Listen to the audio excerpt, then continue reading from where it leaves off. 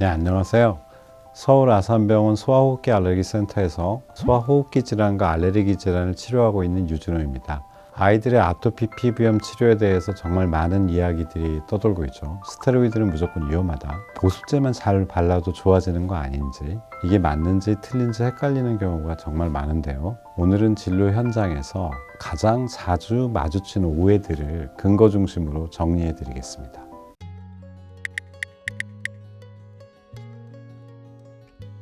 스테로이드 연고를 갖다가 이제 쓰는 거에 대해서 굉장히 부담감을 느끼고 무서워하시는 분들이 꽤 많습니다. 그건 이제 스테로이드 연고에 대한 부작용에 대한 생각 때문인데요. 바르는 스테로이드 연고를 쓰는 경우에는 특별하게 큰 부작용이 존재하지는 않습니다. 피부가 좀 얇아지거나 혈관이 확장될 수 있는데 일반적으로 스테로이드도 안 쓰게 되면 회복이 되거든요. 그래서 오히려 문제가 되는 거는 스테로이드가 무서워서 안 써가지고 아토피 피부염이 굉장히 악화를 반복하면서 만성화가 되는 환자를 종종 보곤 하는데 그 경우가 더 문제가 될 것 같습니다.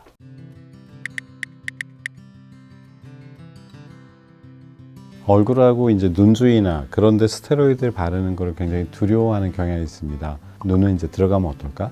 얼굴은 피부가 얇기 때문에 스테로이드의 부작용이 심하지 않을까 그러는데 실제로 이제 적절한 강도의 스테로이드를 사용하는 건 문제가 없고요. 그 다음에 이제 스테로이드를 정말 고농도가 필요하거나 장기간 사용해야 된다면 국소면역 조절제라는 걸 사용할 수 있습니다. 그래서 국소면역 조절제는 스테로이드 같은 장기간 사용 시 부작용을 일으키지는 않기 때문에 그런 약들은 또 얼굴에 잘 사용해 볼 수도 있습니다.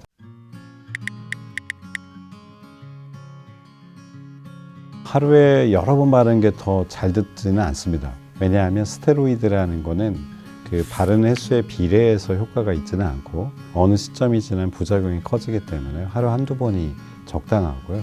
용량은 저희가 핑거팁 유니트라고 이 손가락의 마지막 마디 여기에 해당되는 연고의 양이 이 손바닥 두 면에 해당됩니다.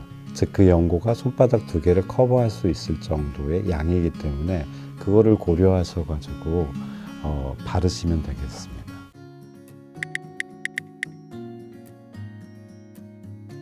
보습제는 증상이 심할 때만 바르면 안 되고 가장 아토피의 기본적인 치료입니다. 그래서 증상의 유무와 관계없이 하루 3회 이상 바르시는 게 좋고요. 그 다음 목욕한 다음에 수분이 남아있을 때 3분 이내에 도포를 하는 게 가장 좋은 방법입니다. 일반적으로 이제 보습제 성분이 어느 게 좋으냐, 피부에 기름이 있는데 그것과 유사하게 만든 보습제들이 최근에는 이제 많이 나오기는 시작하는데요.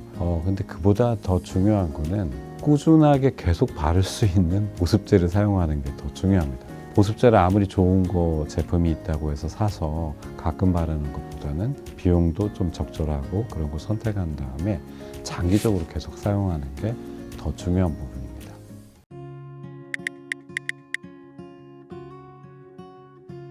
천연 성분 비누 오일이 피부에 더 안전하다. 이거는 좀 맞지는 않는 것 같습니다. 피부가 알칼리가 되면 되게 이제 아토피 비염 나빠지기 때문에 비누를 사용할 때는 약산성이나 중성, 세정제를 갖다 주로 사용하는 것을 권유하고 있고요. 천연 성분이 항상 그걸 만족하는 것도 아니고, 그 다음에 천연 성분이나 천연 오일에 성분이 다른 성분들이 포함되어 있는데 그게 명확하게 표기가 안 돼 있는 경우가 많습니다. 그러면 이제 그 중에는 피부를 자극하거나 또는 알레르기 물질이 포함되어 있을 수도 있기 때문에 그 다음 세정제 사용이 더 중요하겠습니다.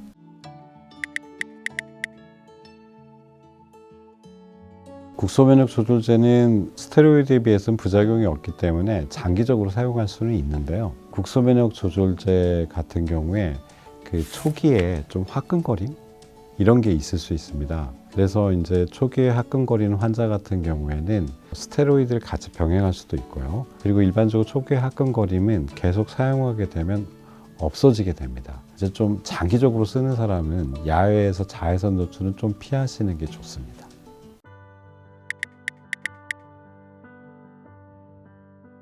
항히스타민제는 히스타민을 결국 억제하는 거기 때문에 히스타민은 우리 몸에 이제 가려움을 일으키는데요.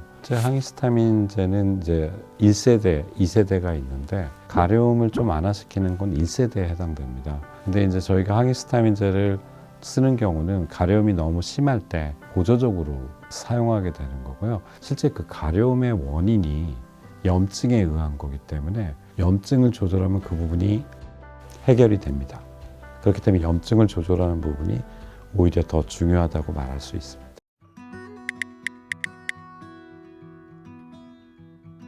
먹는 스테로이드는 이제 확실히 효과는 있습니다. 근데 이건 어떨 때 하냐면 매우 중증이고 악화가 된 경우에 짧게 사용합니다. 되게 짧게 사용해서 일단 큰 불을 끄고 그 다음에 그 부분을 유지하려고 노력을 하는 약들은 이제 다른 약으로 바꾸게 되는데요. 장기 복용하면 아까 바르는 스테로이드와 달리 부작용이 상당히 심각하니까 이건 상당히 주의가 필요합니다.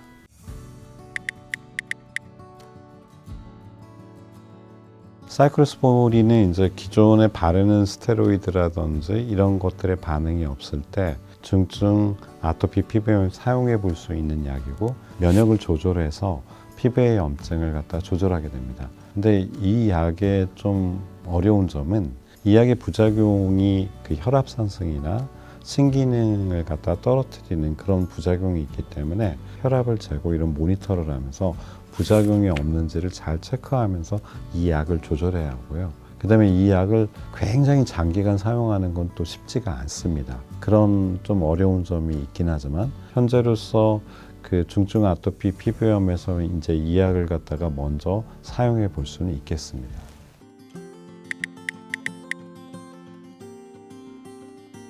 사실은 이 아토피 피부염 치료의 패러다임이 바뀌었습니다. 경미한 아토피 피부염에 해당되는 이야기는 아니고요. 최근에는 이제 그 생물학적 제제들이 많이 나와 있습니다. 이 생물학적 제제라는 거는 아토피 피부염의 그 염증의 근본이 되는 T세포 중에 Th2 쪽의 경로를 선택적으로 차단합니다. 선택적으로 차단한다는 말은 가장 효과를 갖다가 그 특이적으로 발휘할 수 있고 반대로 부작용은 줄일 수가 있는 거겠죠. 그래서 이 약들은 사용을 하게 되면 효과적으로 아토피는 조절하면서 감염을 갖다 취약하게 하거나 그런 부작용들은 별로 없습니다.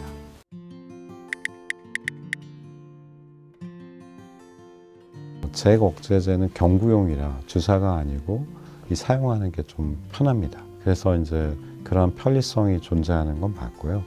근데 이제 잭 억제제는 면역을 좀 억제하는 부분이 생물학적 제제보다는 좀 더 있다고 보입니다. 그래서 이거는 그 결핵이나 B형 간염이 있는지 이런 스크리닝을 약 사용하기 전에 하고 약을 사용한 다음에도 그런 모니터링이 적절히 필요합니다. 물론 그런 빈도가 높지는 않습니다. 그래도 혹시 있을 수 있는 그런 감염의 위험에 대한 모니터링은 필요하겠습니다.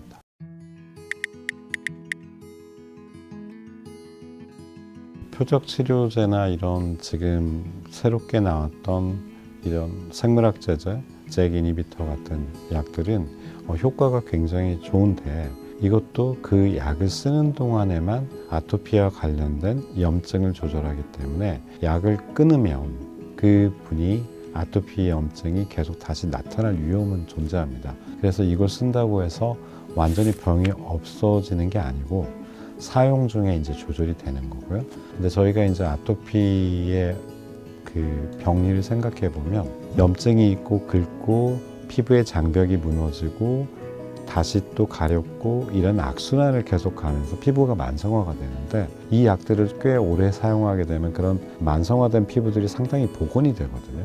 복원이 됐을 때 끊으면 예전보다 심하지 않을 가능성은 있지만 그래도 아토피가 완전히 안치되는 것은 아닙니다.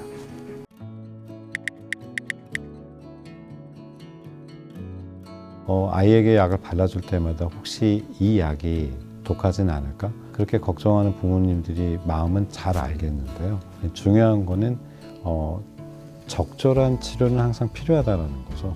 예전에는 특별한 약이 없어서 굉장히 어려운 그런 병이었던 데 반해서 최근에는 굉장히 많은 저희들이 무기를 갖고 있습니다. 그래서 아토피는 굉장히 잘 조절할 수 있는 병이기 때문에 어떻게 보면 근거 없는 정보나 그런 걸 바탕으로 그 마음이 흔들리시기보다는 전문의하고 충분히 상담해서 우리 아이만을 위한 맞춤 치료 계획을 세우고 그 다음에 그 전문의의 의견을 믿고 따라 주시기를 바랍니다.